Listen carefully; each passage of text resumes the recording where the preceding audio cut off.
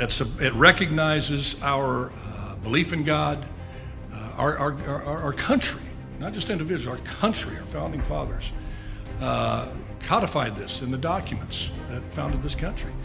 Our reliance, our belief in God, and our reliance upon God. Of that, there's just no debate on that. You may like it, may not like it. Declaration of Independence, we find these truths to be self-evident, that we are endowed by our Creator with certain inalienable rights, of which are life, liberty, and pursuit of happiness. It goes on in the Constitution to say we are putting together this Constitution in a preamble to secure the blessings, not only for ourselves, for posterity. And that Constitution followed with a Bill of Rights that enumerated those godly rights given to man, including the very first one, which was a right to believe in God and to express that belief anytime, anywhere, including the public square. 33 million. It's proven to the money investors that people want something to feed their souls, not just their worst desires. Absolutely. And yes, indeed. This kind of sums up my entire dialogue career on the heat of the night. You ready for this? Okay, this is it.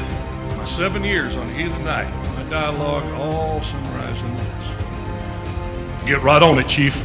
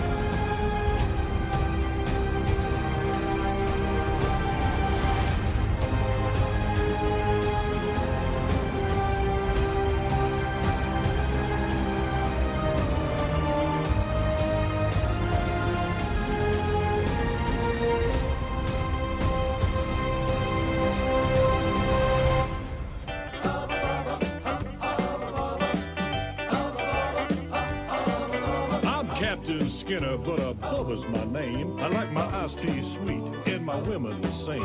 I'm your brown-haired badge here in little old Sparta, but nobody's bigger or tougher or smarter. If you're looking to fight, best not be with me.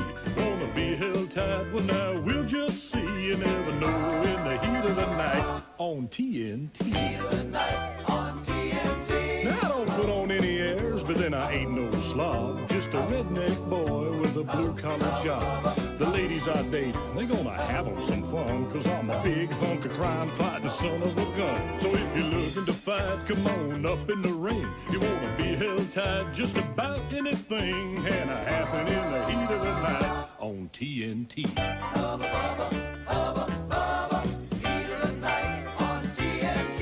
Yeah. What your country can do for you, ask what you can do for your country. Mr. Gorbachev, tear down this wall. What the hell's going on out here? Everybody's grabbing out there. Nobody. That the only thing we have to fear is fear itself. Today, I consider myself the luckiest man on the face of the earth. I'm not fearing any man. Mine eyes have seen the glory of the coming of the Lord. So, 5 seconds left in the game. Do you believe in miracles? Yes! Unbelievable. We are live. We are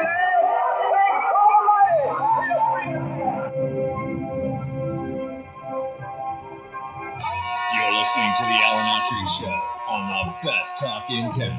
Talk Radio 1550 KFTX.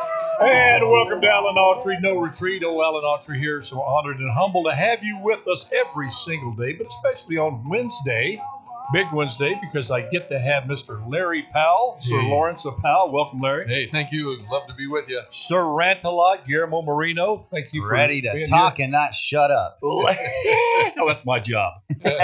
To bloviate and talk and take up all the air and say nothing. If you don't know anybody that can talk so much and say nothing. Oh, yeah. I've I known mean- a couple people. Oh, yeah. Like that. I look in the mirror and go, that's you, dude. You need to be more quiet. Well, answer me this right off the sheet. Another example, we're living in a post-COVID, absolutely 100% insane episode of the Twilight Zone. In particular, when it comes to law enforcement and that broad tent. Those on the street level, our cops, our judicial system, of this. We last night I was thinking about we may be on the verge of sending a former president to jail for mishandling documents, while at the same time we're letting a Manson family member free.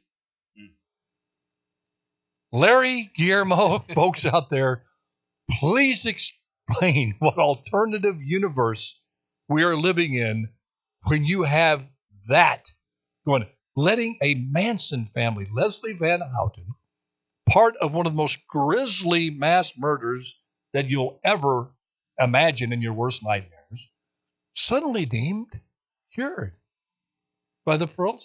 She's no longer a threat to society. So when she comes to rent a place near your home, throw a little welcome party for Leslie Van Houten. Make sure you hide all sharp objects before you have. What do you think about it? This is just insane to me. Well, probably the definition is that it's California, So we do some of the dumbest things. One of the things I think you're going to be talking about later today in the show is what happens with rapper Curtis Jackson. 50 Cent, and some of the things that are happening with no bail and stuff. We do silly things in California, and then we reap the benefit of it or the negative side of it. And in this case, that's ridiculous. And no disrespect to 50 Cent. But when 50 Cent sees the insanity of having no bail in Los Angeles and simply tweets, "Watch what happens. This ain't good for Los Angeles." Get ready. And proceeds to get criticized by pretty much every Democrat in office in L.A. What? Well, first of all, God bless you, 50 Cent. Yes. I'm going to go listen to a little of your music. I don't know if you want to. I'm going to try. Well, I'm going to try, but and then I think what has happened here, I want your opinion, because obviously it's a rhetorical question. I mean, has California and the country really gone crazy in terms of allowing these kind of policies to be instituted? Yes, we elected an administration who came out and said defund the police in response to George Floyd against the resistance of pretty much every black family. 80-90% of black families said, don't do that, don't listen to the crazies on our side. We know they're just as crazy. Please don't defund the police. Yeah. I want my kid to be able to walk to school without being mowed down. Please don't do this. They went ahead and they did it. So it's actually rhetorical. Of course, there's a insanity that somehow, we have to regain sanity in this country in terms of law enforcement, or literally this country will disintegrate right before our eyes. But let's take everything's political. I believe that Gavin Newsom, with this decision with Leslie Van Houten, all but secured his demise as a potential replacement for Joe Biden for this reason. Gavin Newsom had resisted in the past parole for Leslie Van Houten. It's come up before, and he has spoken out against it. Now, in the spirit of trying to have it both ways, even with a murderer of the repute of this lady, a Manson family member, think about that. The Manson family being let loose. He has said, I don't agree with it, but I'm not going to reject it. I'm not going to speak it. I'm not going to rule against it. He could do it. He could rule against it. Why? Why are you not? I mean, Guillermo, I don't see. Can you imagine him on the debate stage with Trump or DeSantis or Tim Scott or any viable Republican bringing that up? How, in all of his spin talent that Newsom has, all of his gifts to make you think that big fireball up in the sky at noon is the moon, not the sun, and have people believe in that. He's gifted at that. He's gifted at a very adept and very classy grasp of BS. A sleight of hand. He can, yes. Can he, how does he wiggle out of this? When he asks him, you let a Manson family member, you didn't even symbolically veto this. So I this is the way I would answer it if I were him. And this is not, I don't believe this, but well, you're a lawyer. You got a lot of but right? you So I do. You spin it. Okay. Yeah, you spin it and How? you say this is about rehabilitation. All right. Doesn't fly. This is about giving people a second chance. You know, the Bible talks about second chances. And this lady, she's 70 something years old. You went from 5 points down to 20 points right there. And then he looks going to look in the camera with his slick hair and say, this is about giving people the second chance. Listen, as a pastor, I have to come in with something. No, I don't believe in it. Know. But I know that's the what he would Bible do. says you reap what you sow. And if you sow darkness, you reap darkness. And so as a result, what she did, I fully believe she could turn her life around inside jail, prison, come to love the Lord, all of those things, but she still has to face the punishment that was meted out for what she did. You never get out from under those kinds of things. Yeah, and it's a simple fact, too, that the Manson family, the whole association with it has become so notorious over the decades since the time of this grisly murder when they just butchered the LoBianca family, the husband and the wife. And it was Sharon one of them Tate. that, oh, my God, yeah, right after Sharon Tate. I mean, sticking a fork in the stomach and then twicking the fork back and forth. Just grisly post-murder stuff that they sat there. This is just, I hate even talking about it on the radio. This was bad, horrible Freddy Krueger, Friday the 13th type stuff. That it's like certain crimes require either the death penalty or a life imprisonment with no chance of parole. How in the world does this not qualify? It's like saying, you know what? We think after, 25 years in prison that Jeffrey Dahmer's cured. I mean, he's dead now, but say if he was still alive, he got killed. We think he's cured and he's no longer a danger to kill somebody and eat them. And I'm going to support his release. You would not be electable in any office. And Manson family is right in the same breath with Jeffrey Dahmer. You go way back, Larry. There's a fellow named Richard Speck, who killed all the nurses. Texas Tower. Well, no, he killed the nurses. He got in there. Yes. And that was it. You're not gonna. You belong in prison at least for life, and many people think the death penalty. I don't see how Newsom, with California on the path that it's on, in terms of being just engulfed by crime, like the early 90s, so many people being affected by violent crime. How do you send a message to the criminal community that, hey, we've really had it. We're coming after, we're going to start enforcing the law. And if you have committed a violent crime, there's going to be a price to pay. And symbolically, you prove yourself by releasing a Manson family member. Yeah, Alan, I think. And then tell by the same breath, I'm tough on crime. Yeah, it's a fallacy. The left has this problem with rehabilitation. And I've talked about this many times over my short broadcasting career, where it's not punishment, it's rehabilitation. The left and some conservatives also believe that, listen, everybody deserves a second chance. Everyone's rehabilitatable. They're going to change. It just takes a certain amount of time. The problem is with the left is they don't understand, that some people are not rehabilitatable. You just can't. And they have this, it's almost as if they have this guilt where they feel that because, life didn't do them right when they grew up, or they lived on the bad side of town, or they didn't have that mom or that dad to give them those good values. That's why they turned to a life of crime. That's why they went on and murdered. That's why they did X, Y, Z. So what we got to do is, because we're elected officials, we got to make it right. We just have to put you in there for a little while, show that you're better, and you get that second chance. I think it's very noble, but it's not very realistic. So I think the left wants to just do a knee-jerk reaction and say, everybody's great. It's like Oprah, everybody gets out of jail. You guys are all okay. When reality, I think it's in the middle of the road. And then some people blame us conservatives that we just want to lock people up. It's in the middle of the road. But where is the symbolic? I'm thinking purely politically. You don't need it. No, well, you don't need it. If this was a minority, she's a white serial killer. The only thing she has going for her left is she's a woman. There is no built-in fan base for the Manson family. Show me the Manson family constituency, even on the left. He doesn't need it. I think this is very injurious to his campaign. I think they're going to just they're really going to slice and dice him with this. Unfortunately, we don't choose candidates based on what they've done anymore. I think we're past that. The people that are going to vote for Gavin Newsom really don't care about his record. They don't care about what he's done. That's why any other issue but their public safety. People will cross lines and vote. That's what happened in Germany. The Weimar Republic was so liberal. It's like today. You couldn't send a killer to prison. The judicial system was so liberal, second chance, third chance, fourth chance, 10th. They were just let to go run rampant upon the criminal element on the people of Germany.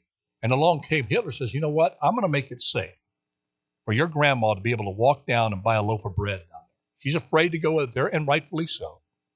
Now, I have a group called the Brown Shirts. We're going to have to make a little deal here. You're going to have to give me your rights. And it's going to get ugly. You know, a very historically intelligent people. Responsible for the creation, or gave us great philosophers. Great, the history of Germany in art, in psychology, in science. This very brilliant people, because of fear of their own safety, made a deal with the devil. When people are afraid of their own physical safety and that of their family, they will vote for whoever they feel is going to keep them safe. And I don't think this helps Newsom. Any other issue, I would say you're right. He's got a little bit of Teflon to him. But on this, in terms, and again, if the crime competes, its escalatory trajectory in this country, by the time I think it bites him. Go ahead. But one thing that's interesting is you got to remember that this was an appeal of his denial of the parole.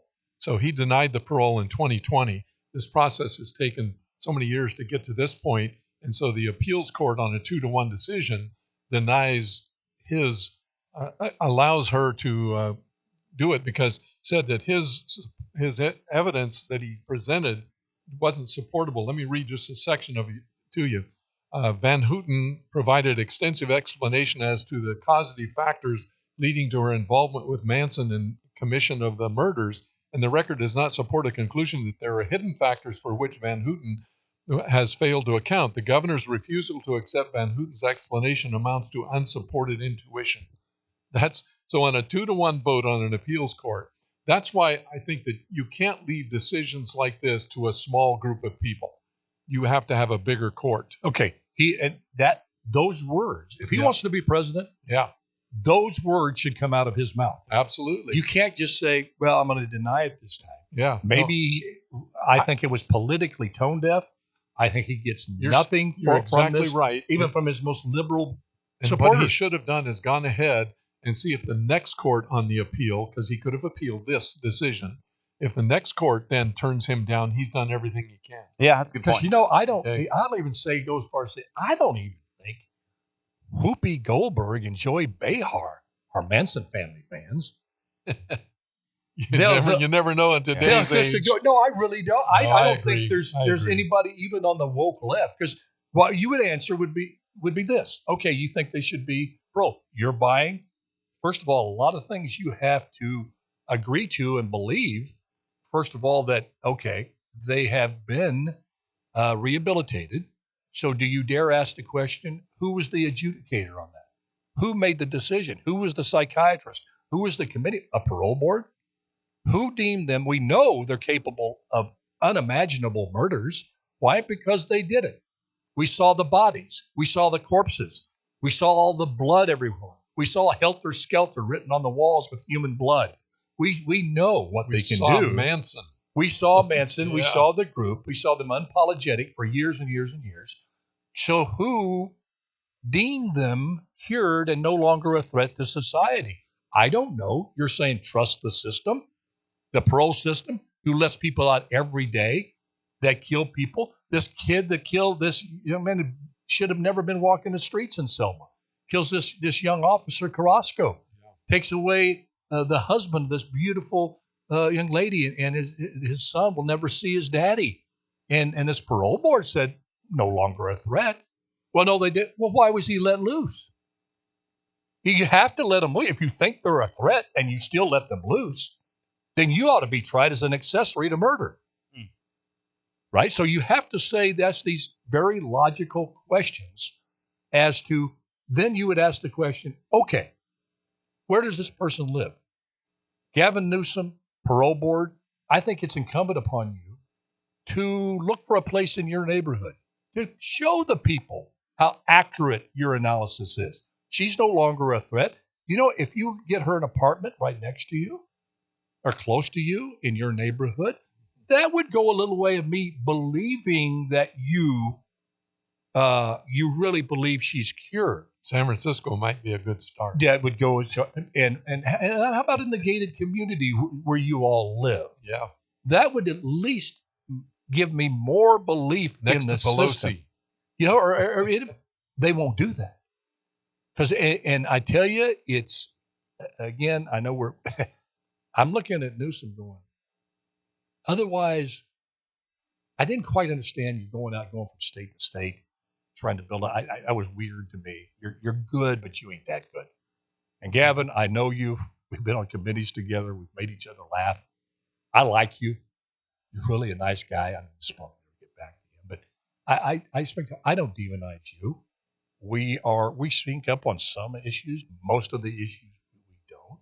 But I really don't understand that strategic move. I mean, you talk about going over like a fart in an elevator. You're going to go down into Alabama and tell people how backward they are and think you're going to get them to vote for you and say, hey, we're going to bring California to Tuscaloosa.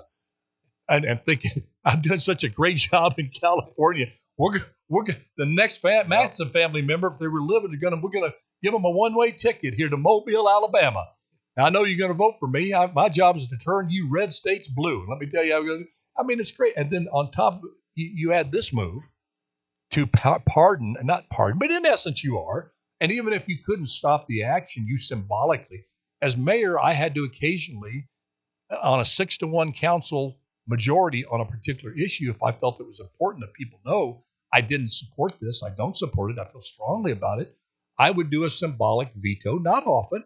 I had to pick my balance. You don't want to go out and embarrass the council. But certain things, I think maybe twice in 8 years, that I had to do what's called a symbolic veto. Larry, you understand that. You would do that yourself. No, absolutely. But and this is one of them. You've got to say, hey, I don't believe it. Well, Jerry Brown also turned down her parole, and things. So you have a long history of certain things you do carry bigger weight in the public. And this is one of them. There's no way in the world. If you ask John Doe on the street, what do you think about a Manson killer being paroled? Don't name the killer. Don't name the situation. Just say, that's not going to happen. Yeah. Not going to happen. And how many of those folks would say, if you ask them or you ask the View or whatever, if Trump goes to prison, would you ever consider him redeemable? To where you would say, Orange Man cured. Orange Man can go free. Orange Man is so true. Good guy now. No, but you could say Leslie Van Houten is redeemed, is no longer a threat to society. That's where this bizarro world that we're living in is just getting crazier by the moment. We're going to take a quick break. We come back. I never left my heart in San Francisco, but there's a good chance now if you go to San Francisco, you might leave your wallet in San Francisco. Yeah. You might step in something too. But the question is San Francisco and Los Angeles irretrievably lost? Have they gone beyond the point of no return, crossed the Rubicon, all of those things? Are they there now? We're going to talk about that when we come right back. I fought the law and the law won. Inspector Clouseau thinks that. I fought the law and the law won. I thought the love in the love one. Excuse me, Mr. Charles. Mr. Charles, have a swimming pool? What do you say? Pool? Pool, you idiot. Pool. Remember that scene where he comes up to the grinder up there and the dog is... Excuse me, does your dog bite? What? Does your dog bite? No, he doesn't bite. Starts to pet the dog. Dog bites him. I said your dog. It's not my dog. It's not my dog. My dog don't bite. Look at You know, our it's millennial. He interesting. has no. You know who Dr. Clouseau is? A character created by Peter Sellers in the Pink Panther movies. Pink Panthers. You got to go back and watch it. I remember watching the Pink Panther show, but Yeah, no, that was a cartoon. oh yeah, He was the that detective. Peter Yeah. Sellers. It was Funny great. He was in Doctor Strangelove. Great movie. One that you should go Yeah. right now about nuclear Yeah. war. And Oh, I got to go. BP Harris. is that the one when Slim Pickens was riding down the Atomic Mountain? Was that Doctor Strangelove? Yeah, VP Harris explains artificial intelligence. Oh, boy, is that the pot calling the kettle black? my god! There's artificial intelligence calling artificial intelligence artificial intelligence. Oh my goodness! It's Wow. Humans very dumb. Computers very very smart. smart. Yeah. Very Just smart ask 'em. computers want to take over dumb. Yeah.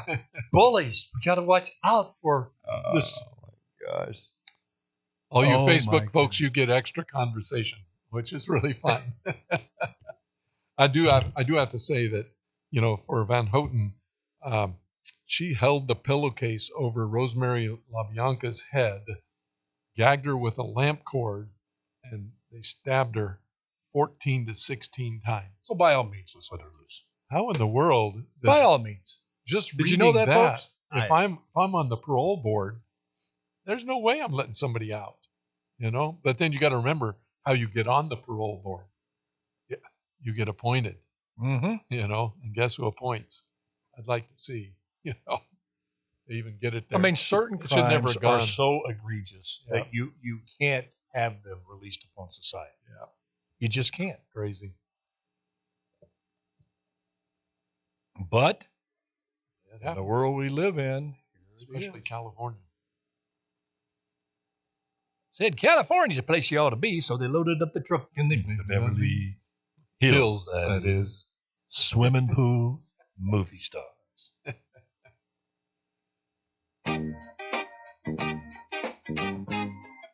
This hour of the Alan Autry Show is sponsored by Simlaw, the most realistic artificial grass in the Central Valley. Ah! Who do you think you are, Mr. Big Stuff? Ah! Mr. Biden, Mr. Big Stuff. Just who do you think you are? Oh, man. That's a great song. One of these days before we get yanked, we got to play that. Yeah, before they cancel me forever. You know, my days are numbered. I'm a cancel culture casualty just waiting to happen. Yep. You know, you just never know when you're going to step on that landmine. Well, just don't say anything bad about me, and you're just fine. Yeah. I'm going to get hit with one of those. Yeah. They're going to get me one of those woke cluster bombs. Yeah. They're gonna set it off over San Francisco, but one of them's gonna fly over here to Fresno and land right on me. KXX. You know that We got him. He was an old fart and he was causing us a little bit of. We had to scratch him. Scratch him off the list. we All right, before we got a get. few liberals too. Oh man, I yearn for the old-fashioned liberal. Me too. I really do. Well, a lot of good friends. Hey, just some You know. quick topics before we get to LA and San Francisco. Please, what's Bidenomics? Give me the 2 sentences. What is it? Print more money? Yeah, print more money. Don't be honest with the people on how bad it is, and just go spend your money. And like inflation? And look it up. Look it up, Jack. I'm not joking. I'm not joking about it. Larry, what is Bidenomics? Well, I mean, they've given it a name. They have. What is it? And Reagan, nobody can. Yeah, it's not trickle down. No, it's certainly not trickle down. I mean, is it like you print It's a money flood. so fast that the printing press flood. catches fire? What? Yeah, it's a flood of money. But that's it. That's it. What? It's just give. But you know the old statement that whenever you have a give program of some kind, somebody worked to pay for that. Yeah. You know, and that's the problem with the thing is that somebody had to have a job to make enough money to give to the government for it to be paid out to somebody else who wasn't working. But But shouldn't you have like a clear ideology in mind before you give it a name? I mean, Reagan had, his Reaganomics was cut the cost of government, small government, lower taxes. Yep. Okay. Yep. And with that, very simple, that if people had more money in their pockets, they would stimulate the economy. They would open up more business, which would broaden the tax base so the government can come get their grubby hands on even more taxpayers because it would be real jobs being created. That was in basic Reaganomics. It was understandable. Yeah, but I mean, is this Bidenomics kind of like the flip of it? Well, it seemed like it's kind of like Pelosi, though. It is the flip of it, but why did they leave? Why didn't they have a big announcement going, we're going to announce what this is to the American? Speak slowly. Like let Kamala Harris come in and explain this to us. Because, it doesn't, it sounds like Pelosi saying we got to pass the bill before we know what's in it. Yeah, exactly. We're going to create an ideology, Bidenomics, before we know what it is. We're just going to give it a name and then just it sounds like everybody doesn't know what it is. Nobody knows what it is. Okay, I wanted to ask you guys if I was just being then maybe somewhere they had a little press conference and now look at this PowerPoint. We're going to explain Bidenomics to you and why it's working and why it's good for you, average middle class Americans, and why you should vote for me in 2024. I know. Yeah, well, because this was Collins Dictionary, the third thing that popped up. It's in the dictionary already? Yeah, Collins English Dictionary. It says, Clown? Yeah. It says Bidenomics, the good, the bad, and the unknown. I love it. And then, this is from The Economist. Joe Biden should be more decisive and ambitious about America's economy. And that's the only definition that comes up. I think that's pretty accurate. I think that's a pretty accurate definition. Which is what now? The good, the bad, and the unknown. Oh, man, I am so good. That just wants to make me pull my hair out. I got to count to 10. But with this stuff, I have to count to 20 now before I get triggered like yesterday. But I'm not going to get – okay, quick items. Cocaine at the White House. Is that just going to go away? They're not going to – they know about 25 people were in that place. I mean, you know who was there. Are you going to go – It's a great example of Bidenomics. What do you mean? Yeah, the unknown. Yeah, that's well, what are they going to do? The good, the bad, and the unknown. I don't know. It's Bidenomics. We're going to take that gram of cocaine and sell it? That's This Bidenomics. This could be my answer to everything. Is it Bidenomics. Is it? But is it kind of fishy? I mean, come on. I mean, you're going to demonize somebody and call them a right-wing wacko when the woke left was thinking exactly what the far-right guy and gal was thinking when they found the cocaine. The first name that came to mind was Hunter Biden. Sure. Yeah. Whether you admit it or not, give me a freaking break. That's exactly now whether he did or not. Probably, I don't know. But you're saying to think that you got to be this politically poisoned right-wing tobacco chewing John Deere hat gun toting MAGA man, to even think that when you know darn well, my woke friends out there, that's exactly who you thought of when they found the cocaine in the cubby hole. The truth will set you free, but first it'll make you miserable. I don't know why they haven't pinned it on someone yet.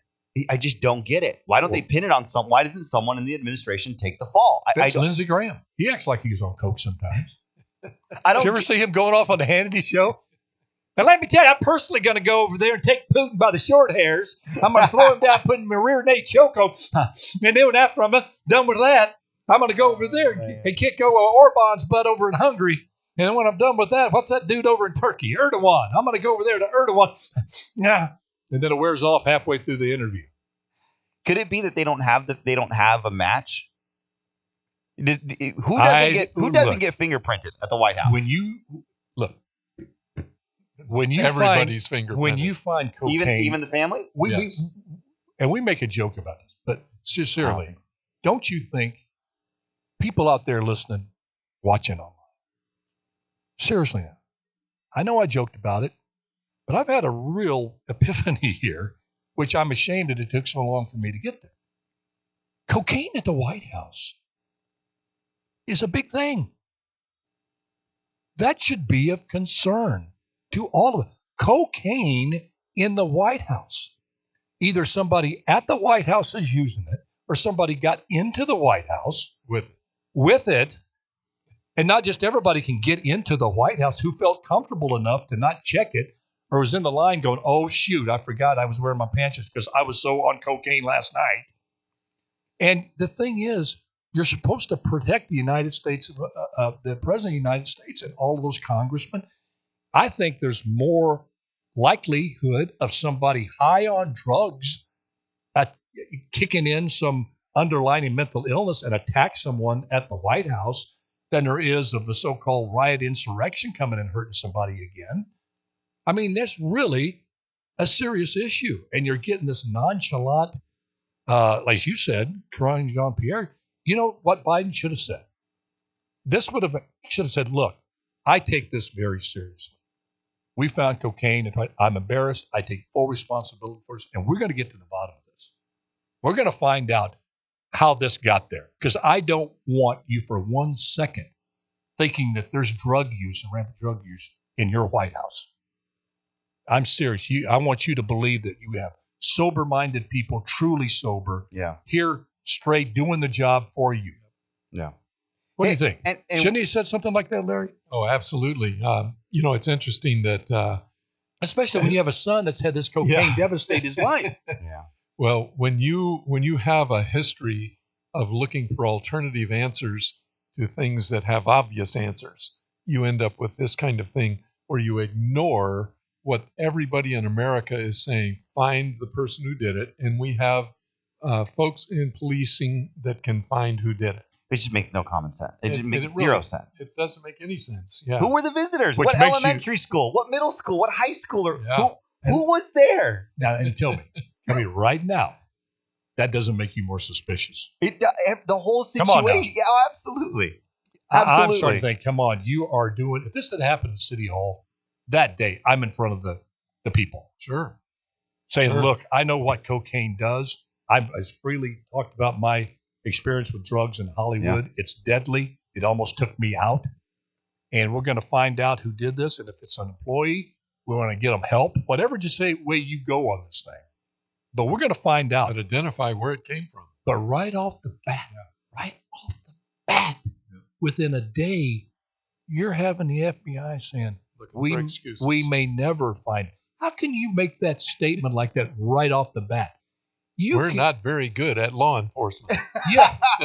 That's what that says. We can't find a simple owner of a cocaine thing in the White House? Yeah. And you're going to immediately say, don't get your hopes up. It's that insecure. We're that lax in security that you can bring some dope into the White House, into that area in the cubbyhole, which, by the way, is only a few steps from the Situation Room, where they watched the SEAL team go after bin Laden. Right down the way, the Situation Room. I just say put the National Archives in charge of it. They'll find it. They'll find the... Can you imagine? Let me play a little bit of whataboutism. What about if this would have been Trump's administration? They'd be for drug testing and maybe they should. Yeah. Where's the call for drug testing in the White House? I'm telling you, I bet you they don't. I bet you they don't. Oh, they don't. They should now. There's the cocaine. Why not send a message to people that you don't have a bunch of druggies running the country? Because, by the way, a lot of these policies makes it look like you're on drugs. I'm sorry. You're doing some thugs that, and this whole resurgence of psychedelics. I mean, if I see Aaron Rodgers walking in the White House, I'm going to tell you right now, I want some drug testing. If he, you sound like, Hunter Biden calling Aaron, hey, I can't get any coke. Listen, he couldn't. You got some of those psychedelics you can come in. He couldn't wait to get to New York because it's okay in New York. It's just not in, Yeah, but the apathy, exactly. I just don't exactly like. Right. Listen, I don't like visitors going to the White House. I don't like that. Why? It's your house. I don't like. Think about it. In the time Just that we make a good video. And in the day and age that we live in, I just don't feel comfortable with that. You want someone, a visitor, having that access to the most important house in the nation. I say no visitors. If you want to see it, you can see it from the gates. Oh, you want to just let Saudi princes come in there? I don't. That chop up people and send their parts all over the world. They're welcome at the White House, but you don't want to go. I don't. It gives me kind of an eerie feeling. I don't think we should. They're bringing golf balls. I tell you, it gives you an eerie. A little signed golf balls, KSM. But what if Trump? Well, okay, listen. During the Trump administration, what if some crazy guy got in there and killed Trump? No, you have security. I agree with you Well, for yeah. increased security. We thought No, I agree we're with in you the on that. situation that we're in now. I just don't think that's no. I think you should secure it. Should have background checks, all that stuff, and you absolutely. There was no cameras. Did you know that? That's scary. No, found out the other day. That's what I'm saying. There Yeah. should They said Gotta that have they more got. security. I sat No here doubt. going, you know they had cameras everywhere. What idiot country would not have video? I guarantee you, every square inch of the Kremlin is videotaped. Oh, Xi yeah. Jinping in his palace, every millimeter is videoed. Oh yeah. And you have that entrance Well, there. I want to know there what the is protocol. no cameras there. Yeah, what the protocol is for searching. Yeah. How do you not find that? Yeah. You know, on anybody coming in. And how do you wouldn't not you- find it? You know what I think? Dogs smell it. Yeah. One dog. You need one dog at the White House. Right now we have too many dogs at the White House. But Yeah. we need I one gotcha. dog at the White House. You know, You need four-legged you dogs. need four-legged dogs at the But White see, House. where my mind, if you don't come up and tell me you're really taking this serious, I get very suspicious. And then you become a conspiracy theorist. Well, it's not a conspiracy if it's true. I got news for you. It's not a theory anymore. It's if it's true.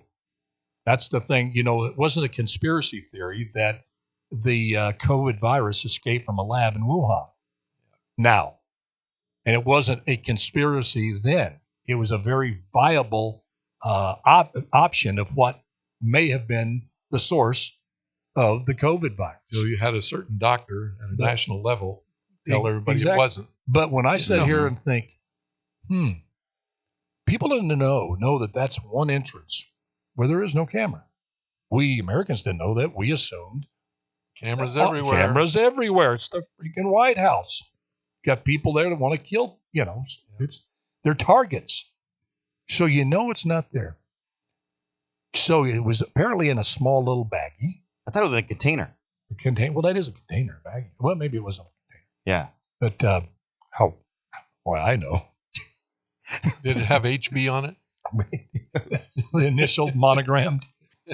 And we still don't know whose it is. But if you were going to make a drop, you know, there's no security around. And you were going to make a drop for somebody working in the White House. You're coming, no cameras. You don't really have security personnel. You reach up there with your cubby with whatever you have and just happen to put a little cocaine in the right corner.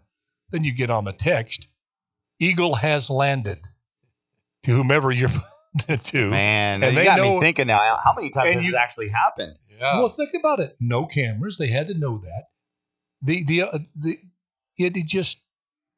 Instead of them coming out and saying we're going to investigate this, the apathy laced with this mindset that you're expecting the people of America to buy, that it's no big thing. It makes you think those things. It is a big thing to some people. I mean, it may be so very hard for people in the Biden administration and politicians in general, especially people on the left, to really understand not every city is like San Francisco. A lot of places, in particular in the South, the Midwest, and even some small towns in California, care about what the kids think about our leaders. They still hold up they should be role models.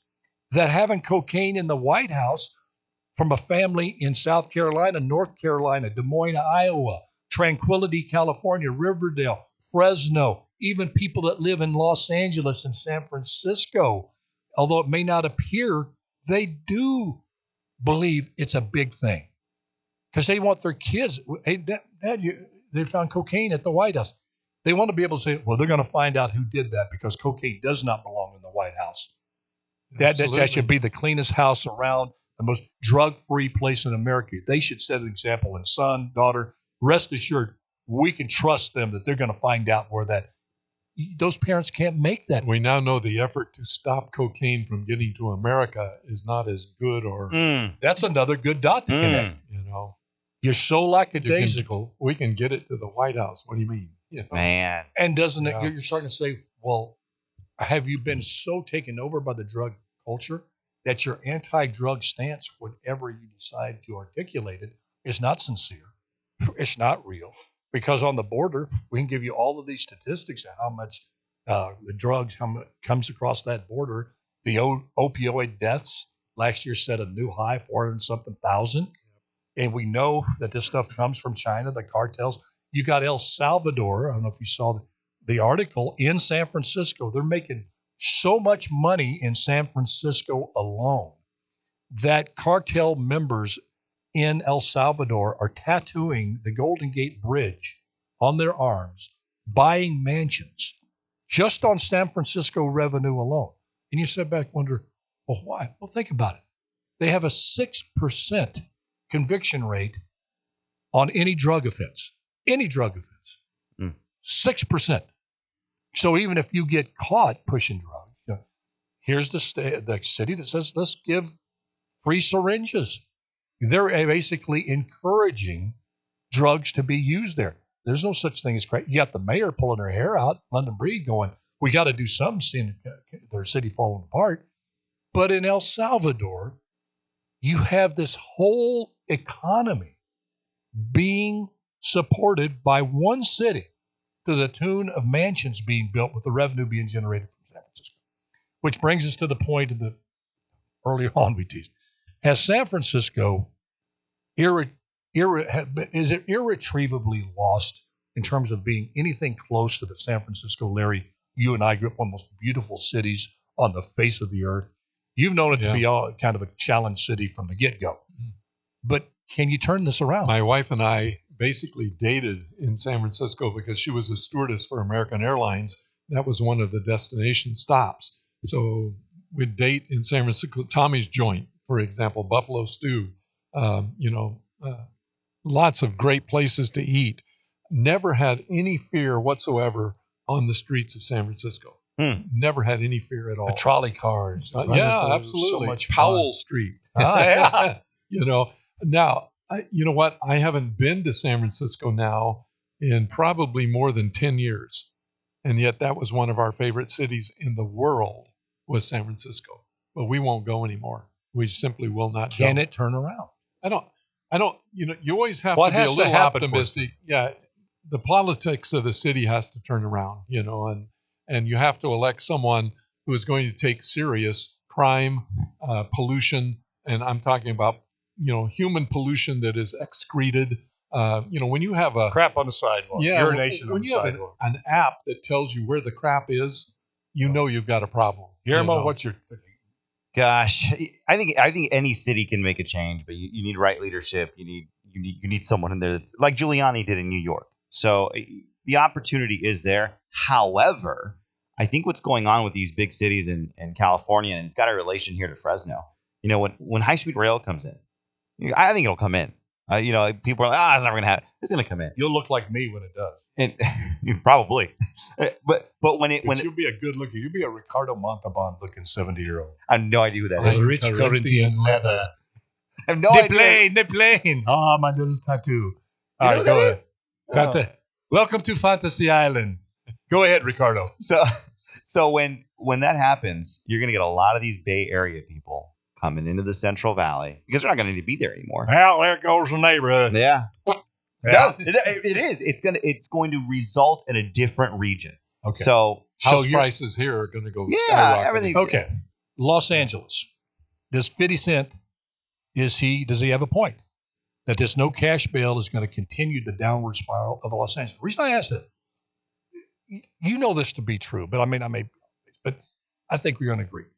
When people outside of California, say in the Midwest, never been to California, when they think of California, they think of LA beaches, and San Francisco. Not San Diego as much, certainly not Fresno. Mm-hmm. Those two, one end of the state, they're the bellwethers. Yeah. So goes them is a perception of California. So, that perception ain't that good right now. Yeah. Give me your take on LA. Is it going to be San Francisco? Some people think they're already there, or are they just San Francisco waiting to happen? Here's what I think towards that happen. Here's what I think the difference is. L.A.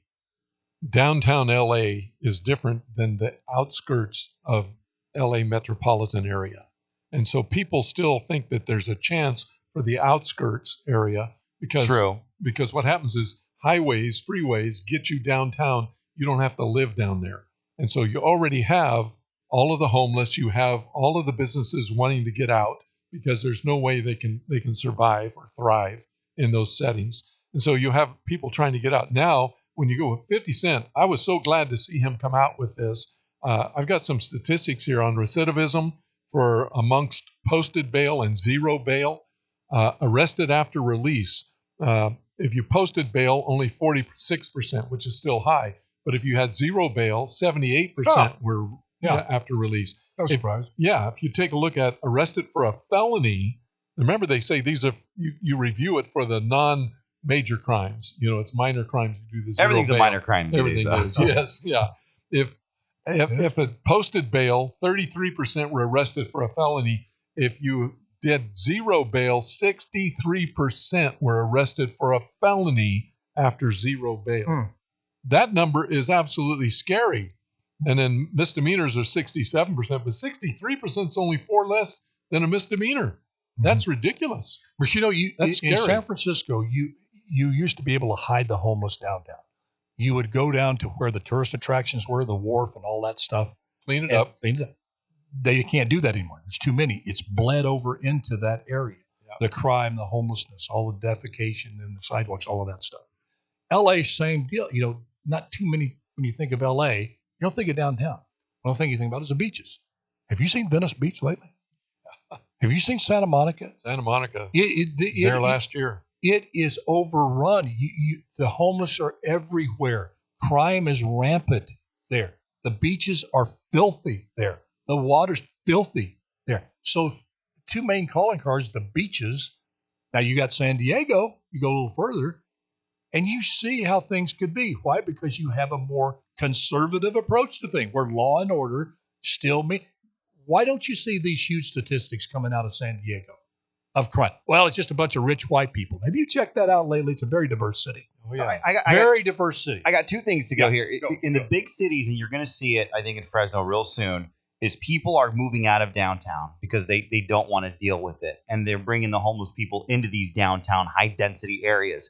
So if your downtown's not dead yet, it's going to get dead. Look at San Francisco. A lot of the major retailers have pulled out. So people don't want to live there anymore. And downtowns already were struggling. Ours has been struggling. Now they're really not going to want to go there because people want to be they don't want out of sight, out of mind. They don't want to see the homeless people. That's number 1. Here's number 2. I got a question for you, Alan. I heard on the grapevine. I was young. I needed the money. What's the question? I heard on the grapevine from a pretty credible source that are they busing homeless people into Fresno? I wouldn't know. You'd have to ask our mayor. It would not surprise me. It was a pretty credible source, and this place was Riverside. Riverside was shipping them to Fresno? They were offering tickets to homeless people. Come over here because we're giving everything away. And it was a pretty credible source. And I don't want to give this source up, but it seemed that I'll just tell you they're in government. They're in municipal government. So I haven't read about it. I mean, the Fresno Bee hasn't done it. GV Wire does. SJ. I'm just curious. Are they bringing them in? I don't know. I tell you one thing. I've talked to you about this before. If I was their mayor right now, things going on, I would look at is anybody who wanted to go here to send them to L.A., send them to a beach community, send any place where you have a cooler climate, because the killer heat here, people die out in the street every year homeless. We got weather alert. And you say, if you really care about homeless, then Santa Monica, Mayor of Santa Monica, well, you get ticked off. You're calling, that I want to send the homeless there. I'm not making them go. Here's a free bus. You can go there, live out on the beach, and live in a cooler climate. Heck yeah. If you really care about homeless, then that should resonate with you. Yeah. But of course it doesn't, because they're hypocritical. They're like the people in Martha's Vineyard, bleeding hearts for the people that are crossing the border illegally until they come there to live. Mm-hmm. You got the mayor of New York going apoplectic. This Adams going, you hard-hearted, white, racist people down there living on the border. Well, excuse me, mayor, they happen to be Hispanic mayor, happen to be Democrat like your party. You just call them a racist because they're saying their communities are overrun. Yeah. And you're saying you don't have room for them, but they got all sorts of hotel rooms in Laredo, Texas to put up 50,000 immigrants there. Just build a shack for them. They come to New York and you go absolutely nuts. And you can put them over where? Rikers Prison? You remember the statement I made, not on the show earlier, but where I stand on the subject depends on where I sit. That's his philosophy. That's Eric Adams. Yeah. And it's seeing all of these mayors turn out when it really comes for them to walk their talk of compassion and empathy, how they turn on a dime and get vicious, and then start using phrases that they hang conservatives on. I hear it all the time. I wish some people would call them out, but nobody's clever enough to do it. I have heard these liberal mayors left and right going, look, you can't treat these people like that. These people? You can't put those people on a bus and send them here. Those people? So true. That is so true. Okay. Can we talk about, who are those people? Okay. I mean, it just the hypocrisy on it. And that's why I tip my hat to DeSantis. I tip my hat to the Texas Abbott. Tip my hat to anybody because, you ask the folks, compassionate. You want to, a heat wave going through Texas right now? Let us ship you over to Atlantic City. You got these guys that make money. You It's really out there care by the about beach. them. Yeah. Don't you have resources you can give them? Absolutely, they do. They just don't want them. Why? Because they feel they're less than those people that are coming across the border, and then illegal. Somehow you want to know their background. Well, who is it coming in here? Well, you didn't ask me to cross the border going over to Brownsville, Texas. Yeah. Well, I need to know if they're a cartel member. Well, why? You didn't care when they were staying in Texas?